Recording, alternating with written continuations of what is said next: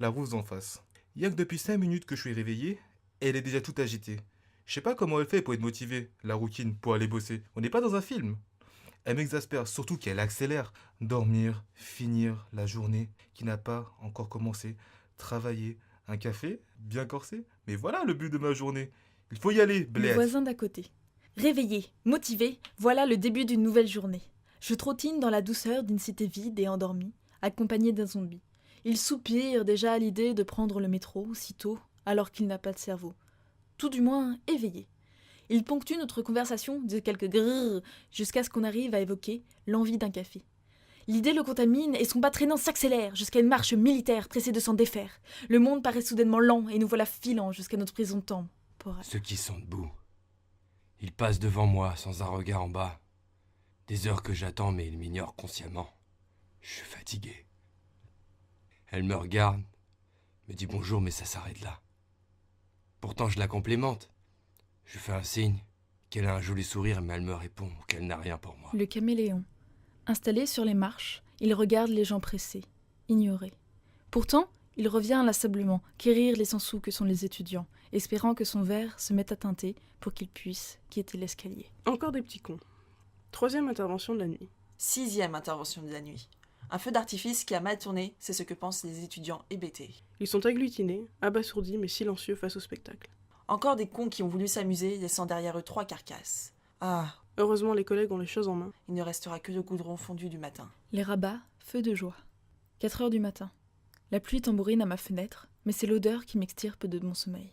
Alerte, je me dirige vers l'embrasure et vis 3 voitures, toutes feu, toutes flammes, en plein combat, avec 3 soldats.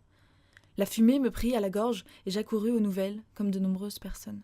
Ils étaient 10. 6 luttant contre le brasier et 4 protégeant les lieux, en attendant d'enquêter.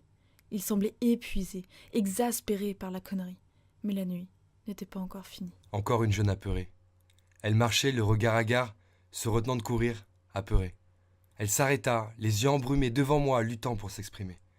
Encore une qui assiste à des violences et à un vol. Elle veut que j'arrête le voleur, mais je n'en ai pas le droit, je ne peux pas.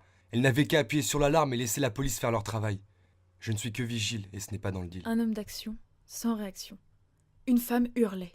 J'ai d'abord cru à un viol, puis j'ai vu, la dite femme, accrochée désespérément à la jambe d'un homme.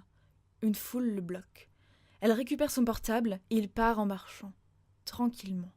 Au loin, je repère son uniforme. Je me précipite vers lui avec l'image de l'homme frappant la femme incessamment. Il prit une voix détachée, exaspérée. « Ah, mais ce n'est pas notre zone. Nous, on s'arrête juste devant la gare. Au-delà, on n'est pas couvert par l'assurance.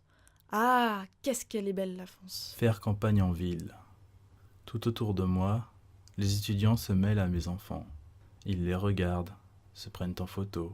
Certains élaborent les plans des plus farfelus pour les ramener dans leur studio. Moi, je suis l'homme de l'ombre, et ils sont la curiosité sur laquelle je dois veiller. C'est fou à quel point les moutons peuvent être une telle attraction. Le gardien des barbes à papa. Enfin, les jours heureux chassaient le gris de Paris lorsque j'aperçus, au milieu du campus, une bête blanche et touffue. Un second coton sortit du fond vert, suivi par un troisième et bien d'autres derrière. Un peu à l'écart, il dominait les bêtes de son regard, sûrement amusé par les coups d'œil d'étudiants fascinés. Imperturbable, il me vit s'approcher et commençait à dessiner un de ses nouveau-nés. Il semblait usé, mais heureux de voir se fendre sur tous les visages un sourire émerveillé, même sur ceux des bad boys du quartier. Le soleil du matin. Encore un matin en rouge. À chaque minute, j'ai mes habitués avec qui je commence des discussions entre 2 erreurs. 7h40, celle qui aime les coquilles. 7h45, le vieux prof. 7h50, voilà ma prochaine cliente qui arrive le pas pressé. Toujours le sourire aux lèvres, me saluant de son chantant bonjour. Je sais déjà que dans quelques minutes, elle regardera son portable, attrapera un journal et s'excusera. Désolé, je dois y aller. Bon courage pour ce matin et à demain. Mais sa bonne humeur ramène un peu de douceur. Le donneur de sourire. Je ne connais même pas son nom. Pourtant, chaque matin, il était là, bravant la météo capricieuse, affrontant son flot quotidien aux vagues incessantes et distribuant gratuitement ses sourires au passage, comme un second réveil pour affronter ce voyage. Premier tour. J'étais seule, entourée de tous ces bulletins de papier et de ces personnes plutôt âgées. L'excitation de découvrir les coulisses d'un rouage quinquennal n'était pas noircie par mes gestes mécaniques. Tirer, ouvrir, passer. Au bout de la main tendue, prête à recevoir, un jeune. Il vient de loin, cet Israélien, mais la curiosité anime cet esprit malin. C'est ce que je découvris sur le retour du chemin.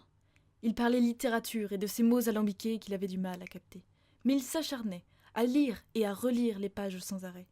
On se sépara, chacun rejoignant sa tour, sachant qu'on se reverrait pour un deuxième tour. Deux manèges. J'étais seul, mais je n'étais pas le seul. Il y avait les habitués et de curieux néophytes un peu surexcités. C'était drôle à regarder. Rapidement, les discussions vont bon train, tandis que les résultats passent de main en main. Elle aussi venait de la cité.